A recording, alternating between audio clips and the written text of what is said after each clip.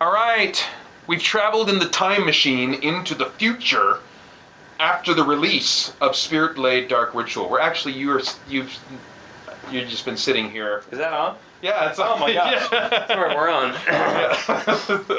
Sorry, everybody. Yeah, so no time has passed for you since the last interview. Enough time for me to turn off the camera and turn it back on again, basically. But this is the interview now where we can talk spoilers. We can talk about Spirit Blade 3 if it comes up. We don't have to give away spoilers or whatever, just whatever. What did you think of the direction of the story and characters, the direction that the story and characters took the first time you read the script for Spirit Blade 3? Which would have, you said the read-through was the first time you read? Yeah, the read-through Okay. on, whatever that was, one of the Sundays in January, 2012 here. Hold on 1 second. Are we starting over? No, we're not starting over. Okay. Actually, you know what? Let's start over. Okay, go. Okay.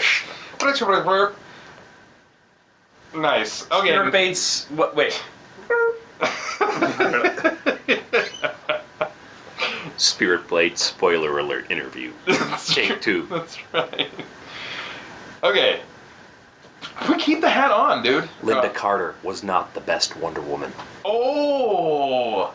Who was? Have you ever seen the Blair Witch Project? No.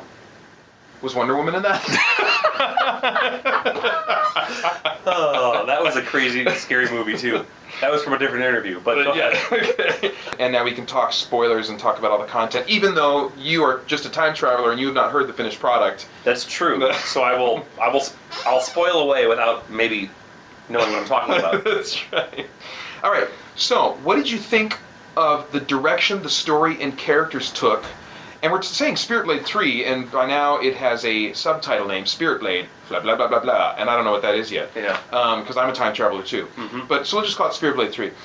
What did you think of the direction the story and characters took the first time you read the script for Spirit Blade 3, which I believe was the reading session, when you were on the phone calling in from Nebraska, and I had a bunch of friends and a couple cast members over here at my house. That's right. It was a Sunday in January 2012. We were reading. Well, here's my thing. I always wonder, because my biggest memory is the first Spirit Blade project, the way we did the live show, the characters I had interaction with face to face, is that I was pretty surprised in this last installment, this final Spirit Blade 3, the way in which Vincent's character just kind of, to me, more or less disappears, or doesn't play as big of a part. Yeah. To me, especially Randy, he's a taller guy.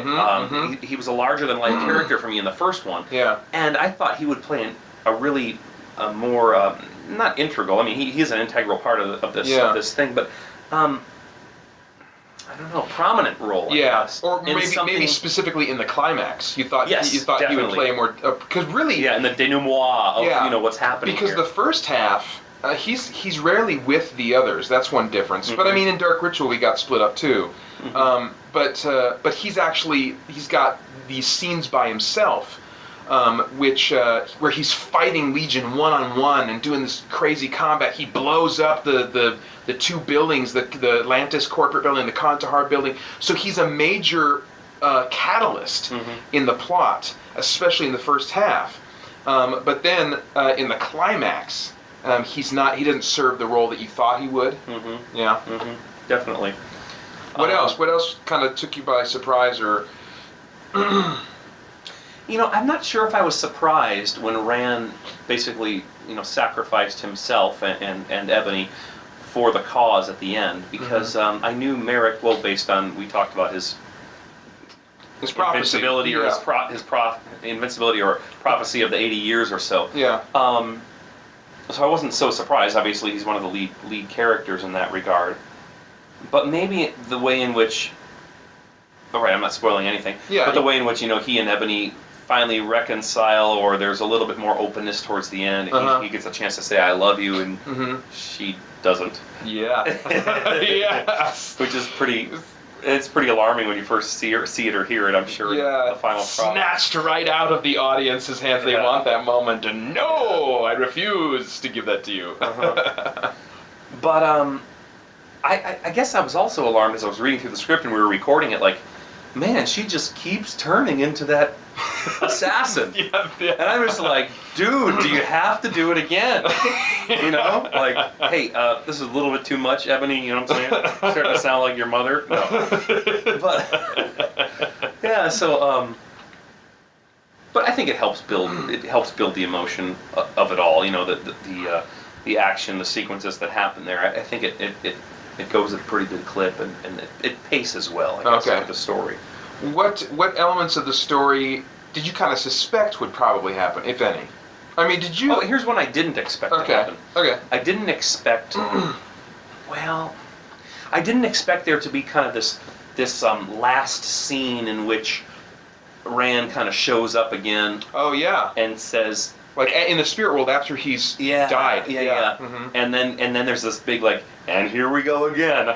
A fight's about to start, and the credits roll. Yeah. You know what I mean? Uh-huh. But after I read it and we recorded it and kind of you kind of see how it is, like, oh yeah, because it is. I mean, it's an ongoing battle. Yeah. You know, and it's not something that's like, Yeah. yay, everybody's good. Yeah. And And you do get the sense that they are going to win that battle. That Sure. that you know, so it ends on this kind of note of victory, even though you don't see exactly how it plays out. that's right.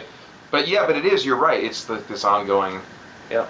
What did you think might happen to Raan? It's kind of like in Quantum Leap, where Sam, like, he solves his issue, Okay. and then all of a sudden everything's great, and then he gets warped. Oh yeah. He leaps to a new place, and he looks around, and he's like in this situation. Yeah. And they're like, "What do you think, doctor?"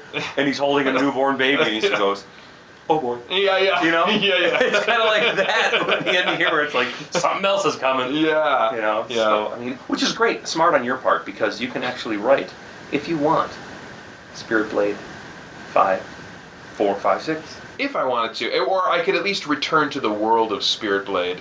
If I That's wanted right. to. From another. Yeah, and that's Can really. we do this in about 25, 30 years? No. Here's what we do. 40 years from now, Spirit facts. I can see your intense psychotic eyes. 40 years from now, Spirit Blade, the nursing home edition. Or, yeah. Yeah, but it wouldn't be as fun without Raan. You know? Oh, yeah. And that's kind of what the bookends are for, is to kind of give closure to Merrick's story, who we know is going to live till he's a grandfather, you know, to kind of give That's some right. closure to that. So, what did you think might happen to Raan? Like when I asked you in before doing Dark Ritual, you said that you wanted him to have roller skates in Dark Ritual. And he didn't get roller skates. Yeah, so I'm trying to think. What happened in this one? Did he get more and more metal stuff? No, he was pretty much the same he was dude the same. throughout. He was he got a little bit more jacked up in Dark Ritual and kind of had some upgrades and stuff like that. That's right, yeah. But no, he pretty much stayed himself. His really changes were more internal. So what did you think might happen to Raan in this story before you read it? Where did you think that it might go? And Well, again, I kind of thought that there would be more resolution in the whole Ebony thing. You know, like they would have a little bit more time to be together before anything happened, if anything happened. Yeah. But I kind of had a sense that he was gonna die. Yeah, Kind did of you? did, yeah. Yeah. At the same time, I kind of thought Vincent would die as well, so I was surprised when he didn't. Yeah. Yeah, I kind of suspect that a lot of people anticipated that Vincent would die. But so you did kind of sense, even though Raan almost died in both the Spirit Blade and then in the Dark Ritual, you suspected that he'd probably really kick the bucket this time. Yeah. That's probably not going to be a huge shocker for folks. But what did it feel like when you came to that part in the script for the first time? And that. Well, when you said the ship would blow up, I'm like, okay, it's not going to be he's wounded so much that he's gonna maybe live, and then they'll turn him into even more of a cyborg. Yeah. But it's like the ship's gonna blow up, and he's like, okay, no more Raan. Yeah. So Yeah. So what was the question? Was I? Yeah. What were you feeling at the time about the character? I mean, were you bummed at all, or just like, well, there he goes, or? No, because that I think that's what helps a story. That's what helps the memory of it. Somebody's got to go. Somebody's got to show a selfless act in which we see in a lot of stories of faith. Yeah. And that I think it tied in well together with the story. Now, what scene, if you remember, would you say you most enjoyed recording 37. in 37 were Okay. guard number 1, trips and falls over the boom mic stand. No, I'm sorry. Go ahead. What was the scene that you most enjoyed recording in Spirit Blade 3? Was it the extra stupid stuff at the end, or was there Oh, another? yeah, of course. Yeah. That's always the best. Because for those of you who don't know or didn't notice, Tully, as I call him, Michael Tully, the voice of Raan, whom I call Tully, also helped record like a lot of the what we call walla, which is like background crowd noises and random song toffee in the background and stuff like that. And so you got to do like Miracly spell casting and come up with weird random phrases and. Yeah, it was fun. But you know, my favorite scene to record. Oh, by the way, we didn't mention this yet. So Pater, basically, you know, when he directs you in this, he gives you pretty good artistic license to read. But if there is something that you're not getting, he won't feed the line to you like he wants you to do, because then he says I think that's insulting to an actor. An actor, but then like, how are you supposed to give it? So it says hung in the score and in the script, and I go hung. He goes, no, more like huh. So I go huh, and he goes, no, not exactly what I did. I'm like, wait a minute, what do you want?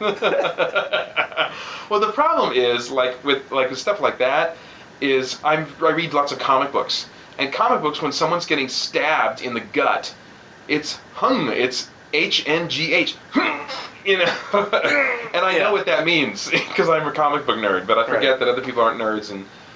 But yeah, I try to go as far as I can and be, you know, and with direction to get you where I want to go. And I also try not to be too controlling. But no, it's great. It's great. And you know, we kind of know you were using the word instinct. You know, an actor's instinct. Yeah. I think you and I have similar ideas of how a script is read and how the action takes place. Yeah. So, no, I really enjoyed in the script. I enjoyed the dialogue between Merrick and Raan. The way in which they've got this solid friendship, but at the same time, there's a little bit of underlying humor in the way they operate together. So that's cool. Yeah, yeah. I enjoyed that. I enjoyed being able to kind of play have the characters kind of play and joke around and rib each other and stuff like that. That was fun. What about Raan do you either most admire or most relate to? Like either a trait that you admire and would like to have, or a trait that, like, you know, he and I are alike in this way. Probably the arm cannon.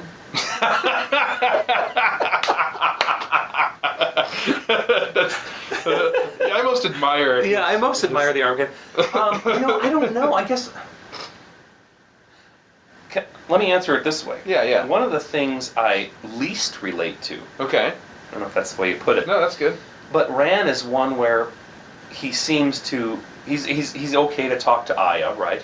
Yeah. His feelings, but he can't say them to Ebony. Yeah. And Michael Tully, in contrast, is more of I calls it like I sees them type of thing. Yeah. I wear my heart on my sleeve, and sometimes I go overboard and you know, saying what I want to say and then saying some more stuff. Yeah. So in that way, it was a very different character for me. Mm-hmm. You know, it's very unlike the person I would be.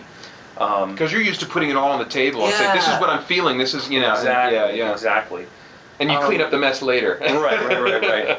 But admire, I think it's the way in his willingness to be a supporting role. And you know, I used this word before, to be his selflessness. You know, the way in which he puts himself out there for the good of the cause. Yeah. And so that's something that I really admire about him. Yeah, it's interesting you mentioned the whole supporting role thing, because he is. I'm constantly thinking about this aspect, but he really is in many ways much more capable as a leader, and has many more qualities to admire among the Liberation than Merrick. But yet he realizes, okay, Merrick has been chosen for this, and whether he's the best for the job or not, he's been chosen for this by the Only. The Only has a purpose in this, and he's content to just support that role. Yeah. If you had to have one of your toes sliced off with a bolt cutter, which one would you choose? Ooh, ouch. Well, you know, you're not supposed to lose your big toe because that has to do with like balance or something. Yeah. And you know, Pinky's there kind of on the end doing some gripping and grabbing too. Man, I don't know. Like, maybe the ring finger toe. Really? Yeah. Ah, crap. Well, I guess they're all going to sound painful, aren't they? Oh, they'll all be painful, but which one in the aftermath, after it heals and it doesn't hurt anymore, Yeah. is going to be the most usable? Yeah. That's a good toe question. It's this little piggy had none. Yeah. That's the one. That's the one. This little piggy had none. I don't know what that answer means. Okay, hang with me. Ready, everybody? Okay. This is these are the toes. Yeah. This little piggy went to the market. Yeah. This little piggy stayed home. This little piggy had roast beef. Oh. This little piggy had none.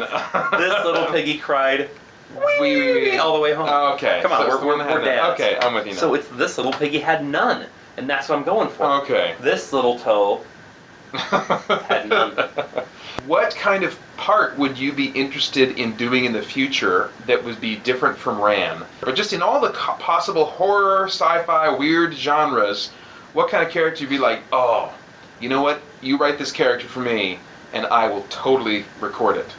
Bad guy. You know, Oh. I never play the bad guy. Oh. I've always been the good guy. Like you what know? kind of bad guy? Like a monster, or like the intelligent, calm guy, or the or like the brute, not the Claudius Falcor bad guy, or the not the not the British guy. Yeah. Tough guy bad guy. Tough guy, bad guy. Okay. Yeah, maybe Like vocal big, ones. like just beat the. No. You know, tough guy like Wolverine tough. Oh, but a bad guy. Yeah. Bad Wolverine. You would be great for that. Yeah. You've got a great trailer voice. I'll get working on that. In a world where Michael Tully plays the bad guy. And you know, speaking of Wolverine, going back to that superhero movie, I don't know. X-Men really blew my mind when those first came out. The X-Men movies. Yeah. When was the first one? 99? 2000? Yeah, about then. Yeah, man. I mean, I might go with X-Men actually. Yeah. Anyway, that was in a different interview. It was, wasn't it? Yeah. The question was, what was my favorite superhero movie? Yeah. Everyone, you have to travel back in time. Yes. Meanwhile, I'm going to travel in the future as quickly as possible to the next time that I get to have you over to record. Thank you Awesome. so much, man. Thank you. And